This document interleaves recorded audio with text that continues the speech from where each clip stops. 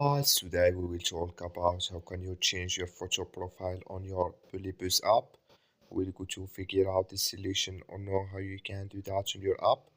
All you have to do in the first, you just go down, click in this sign down here.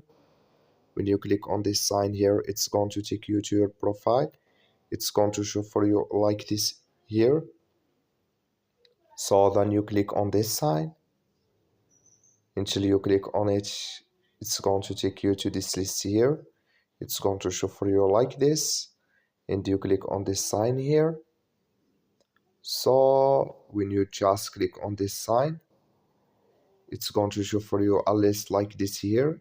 And here can you select any avatar you want to add, or here can you, when you click on here, it's going to take you to select your photo profile from your library. That's all you have to do. Thank you for watching. Don't forget to support us by liking and subscribe.